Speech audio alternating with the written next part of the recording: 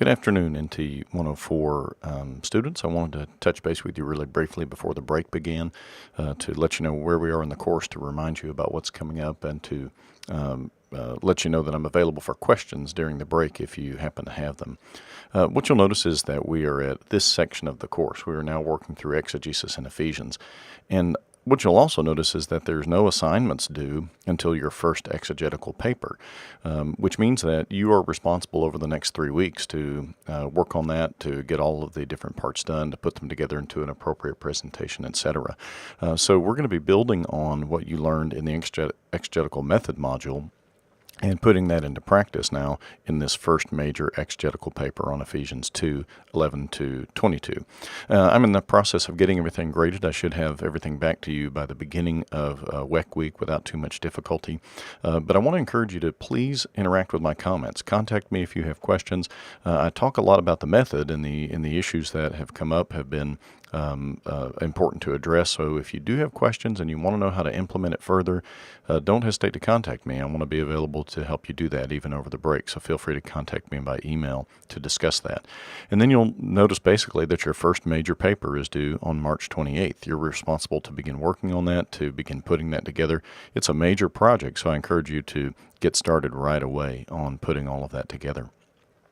Over here on the right, what you'll notice is that it is an evaluation form that we give to our graders to help them evaluate different parts of the assignment. I don't have a grader, so I'll be using this myself, but I wanted you to see it so you could get an idea of what we are looking for.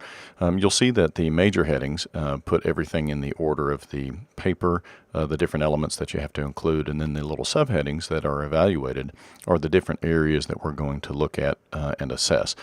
It's not a true rubric in that you don't get certain points and then that they add up to your grade, but it does give you an idea of what we are aiming for. So I encourage you to take a good look at it.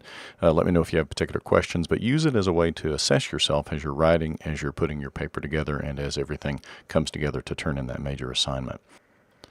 Just as a heads up, you'll notice that after the exegesis in Ephesians module, we have another module covering additional topics related to particular genres. And then we'll close out the class with a module on application and synthesis and putting this method into practice.